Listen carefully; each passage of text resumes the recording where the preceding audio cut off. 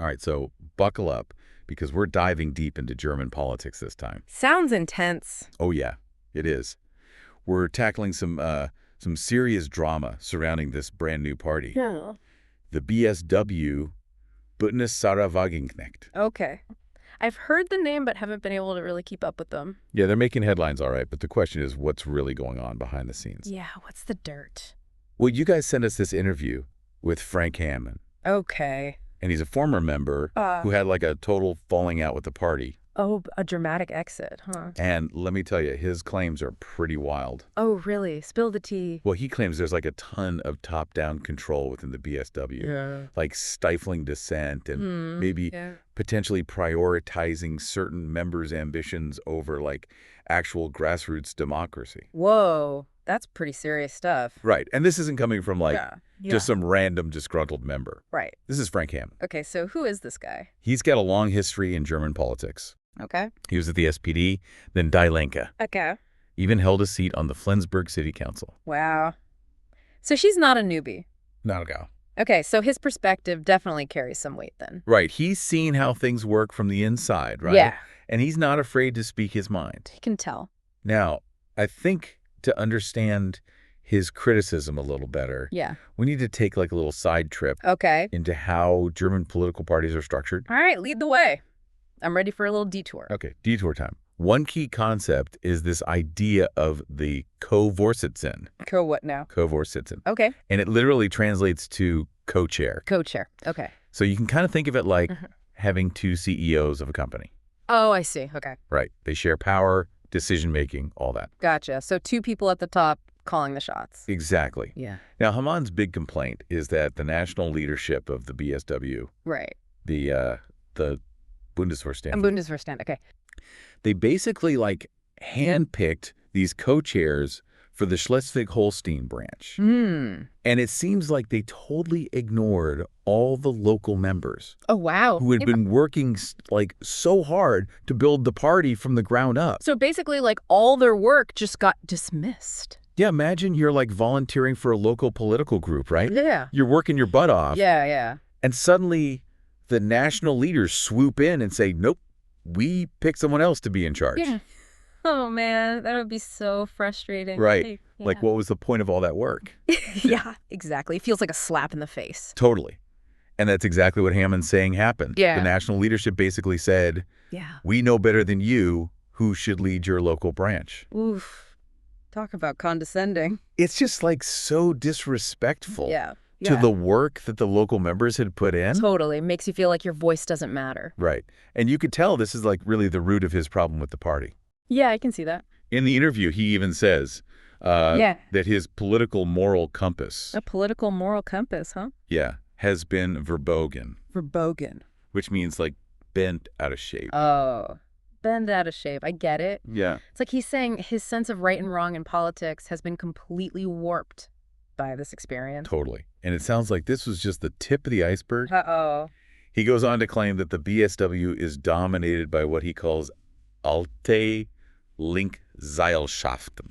Alte linke Seilschaften. Okay, break that down for me. So basically it means old left-wing cliques. Ah, okay. So like the old guard holding on to power. Yeah, and he's saying they're more interested in getting seats in the Bundestag, Okay. the German parliament, than actually representing the people. Oh, wow. So he's accusing them of being power hungry, basically. Right. But to be fair, isn't it kind of hard for smaller parties to get into the Bundestag anyway? Yeah, that's true. It's tough. They have to overcome like a 5% threshold just to get ANY seats. 5%. It's a pretty high bar. Yeah, so he's kind of saying that the BSW leadership is so focused on getting into parliament Yeah. that they're willing to just totally compromise their principles Oh, wow. and just ignore the concerns of their own members. It's like they're putting the cart before the horse. Exactly. Power over people. Not a good look. So is he just talking about the Schleswig-Holstein branch? Or is this a wider problem? He claims it's not just Schleswig-Holstein. He says other state branches are having similar problems. So it's like a pattern. Yeah, with the national leadership just coming in and like exerting control Interesting. and potentially undermining local autonomy. Okay, so we've got potential top-down control, concerns about principles being compromised, and a focus on national power maybe overshadowing local concerns. Anything else? To make matters worse, he also points out that the BSW chose to exclude the press What? from their founding party Congress. Really? Why would they do that? Doesn't seem very transparent, does it? Definitely raises some red flags. Right. Like, if you're really committed to those democratic principles, Yeah. why wouldn't you want the press there to report on everything? Exactly. Transparency is key, especially for a new party trying to build trust. Right. It makes you wonder what they're trying to hide. Totally. Okay, so we've got this pattern of behavior emerging here, and it's not looking good for the BSW. But there's one more thing that really struck me about Heyman's story. Remember how he left Die Link, the left party? Yeah, he said he felt unappreciated for his local political work, right? Exactly. And now he's raising similar issues with the BSW. It's like deja vu all over again. Right. He leaves one left-leaning party Yep. because he feels like his local efforts aren't valued. Yeah. And then he joins another, Yeah. only to run into, from his perspective, Right. similar problems. So is this a pattern of behavior from Heyman? Is he just overly sensitive to these sorts of things? Or is there, like, a legitimate concern here Yeah. about how the BSW operates? What do you think? That's a million-euro question, isn't it? And honestly, we need more information to really get to the bottom of it. But there's one thing Hammond said that really stood out to me. He described the BSW as alter eklige Wein in neuen Schläuchen. Alter, eklige Wein in neuen Schläuchen. What does that even mean? Okay, so it basically translates to old, disgusting wine in new wineskins. Yikes. That's not very flattering. Not at all. And it really gets to the heart of what we're trying to figure out here. Is the BSW actually offering something new? Yeah. Or are they just repackaging the same old political baggage? Let's unpack that more in the next section. Let's do it. I'm hooked. Old, disgusting wine in new wineskins. It's harsh. Yeah. But it really sums up the big question here, right? Is the BSW actually offering something new? Right. Or are they just rehashing old ideas? That's the big question. And to be fair, like, we're only getting one side of this story. Right. We don't have the BSW's official response to Heyman's claims. Yeah, that's a good point. We haven't talked to other members who might have a totally different experience. Exactly. We're really deep in Heyman's world right now, but it's just one piece of the puzzle, right? Yeah. And I mean, he's clearly passionate. Oh, yeah, super passionate. About his beliefs. And it's totally possible that his, like, frustrations are coloring his take on things, right? Yeah, for sure. But even if we, like, acknowledge that there might be some bias there, Yeah. we can't just ignore how consistent his concerns are. That's true. I mean, he left Die Link feeling like his local efforts weren't valued. Yeah. And now he's bringing up similar stuff with the BSW. It is a pattern. Right. It's a pattern. Yeah, and if it was just like one isolated thing, Yeah. maybe we could just dismiss it. Yeah, write it off. But the fact that he's had this feeling of disconnect Yeah. with two different parties Totally. makes you think maybe there is a bigger problem within left-leaning parties in Germany, you know? Like a disconnect between the grassroots and the leadership. Exactly. So maybe he is super sensitive to this stuff, Yeah. but maybe he's also stumbled on something real. Yeah, a real issue. Yeah. Okay, so let's, like, play devil's advocate for a minute. Okay, I like it. Devil's advocate. Let's say Heyman is right. Okay. And the BSW is more focused on getting power in the Bundestag than on really, like, empowering its members. Okay. Yeah. What are the consequences of that? Like, what could happen? Well, for any political party, but especially a new one, Yeah. building trust is huge, right? Oh, yeah. Voters want to believe that the party they're supporting actually reflects their values. Yeah, for sure. And their interests, right? Right. So if the BSW is alienating its own members, like if those members feel like no one's listening to them, Yeah. that could really hurt them in the long run. Yeah, like their reputation could take a nosedive. And it could make it harder to gain wider support. It's like that saying, What is it? actions speak louder than words, right? Oh, yeah, totally. We can talk all they want about democratic principles. Yeah, all the fancy words. Right, and grassroots empowerment. But if they don't back it up with action, people are going to see through it.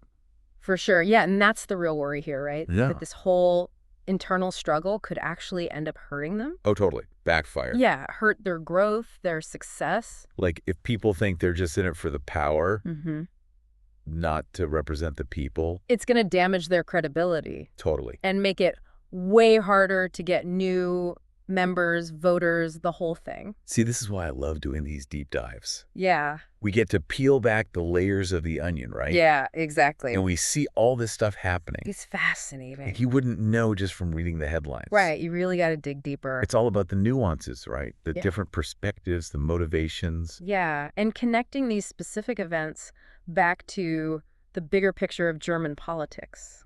Right. Speaking of the bigger picture. Yeah. How common is this kind of infighting in new parties? Is this just like a BSW thing? Good question. Or is it something that happens a lot? You know, that's a really great question, and it's something political scientists have been studying forever. Really? Yeah, because starting a new party is hard.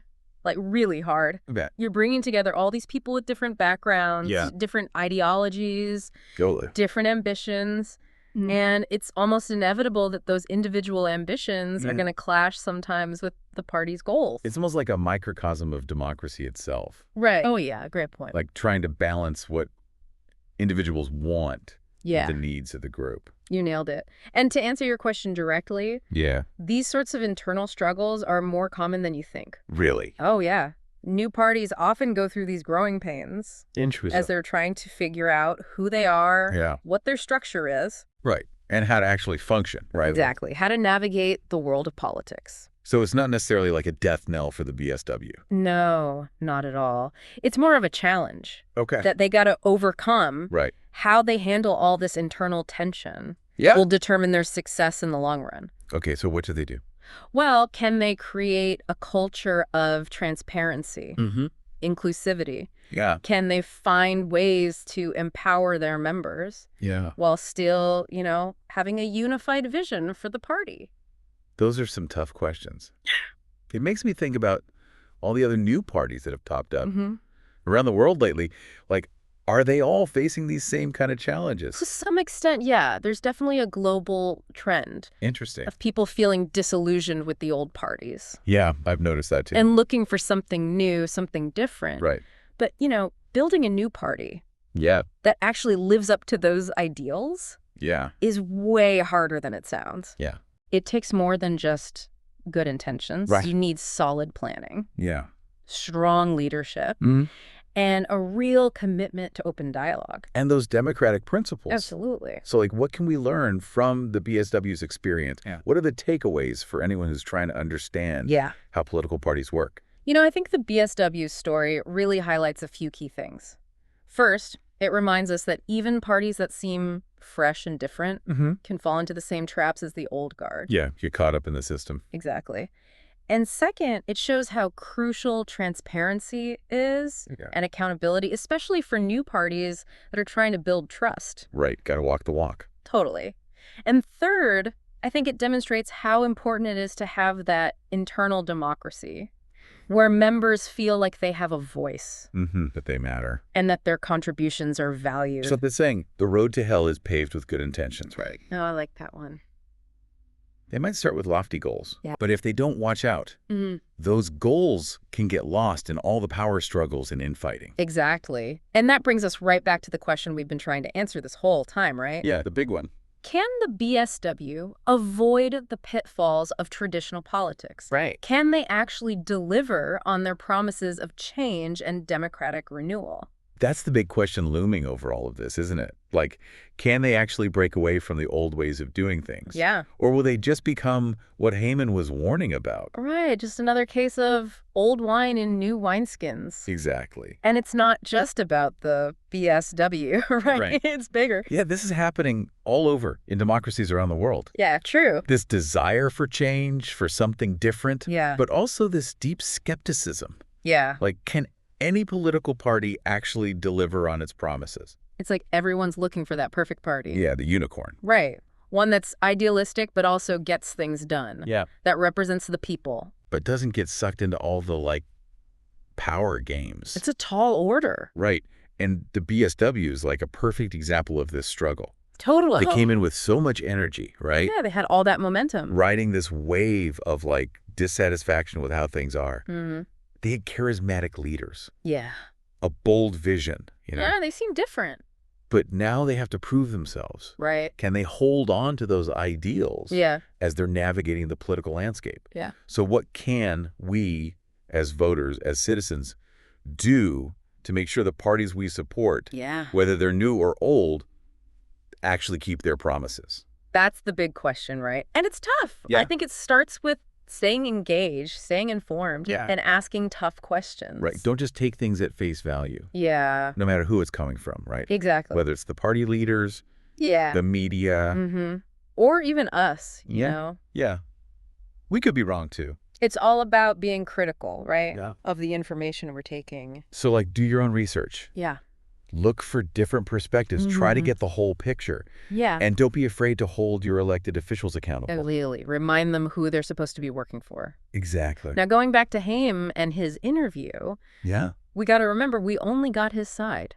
Right? Maybe the BSW has really good reasons for what they did. Yeah. Maybe there are things we just don't know about. Right. Totally different perspective. That would change how we see things. Right. So it's super important to keep an open mind. Yeah. And be willing to consider other viewpoints. Totally. Maybe there's a way to understand Haman's criticisms Yeah. and still see the BSW's good intentions. Mm-hmm. Maybe there's a path forward Yeah. that takes everyone's concerns into account. Like finding that balance Yeah. between local autonomy and national influence. Yeah, it'll be interesting to see what happens. Right. What's their next move? How does the BSW respond to all of this? Yeah. Do they try to be more transparent? More inclusive. Yeah, do they give more power to their members? Yeah. Or do they just keep doing things the way they've been doing them? Prioritizing national ambitions above all else. Right. It's a crossroads for them. It really is. And I think it comes down to this. What's that? How do you balance wanting power Yeah. with the need to represent the people? Yeah. It's the age-old dilemma. How do you stick to your ideals in the messy world of politics? Big questions. No easy answers. But they're worth asking. Definitely. So as we wrap up our deep dive into the BSW, Yeah. I want to leave you all with this thought. Okay. Hit us with it. Pay attention to what's going on around you. Yeah. In your communities, your countries, the world, Yeah. you have the power to shape politics. That's right. Not just by voting, Mm-hmm. but by staying informed, speaking up, and demanding better from our leaders. Couldn't have said it better myself. This has been a wild ride, For sure. exploring the BSW with you all. Yeah. Thanks for having me. Until next time, stay curious and keep asking those tough questions.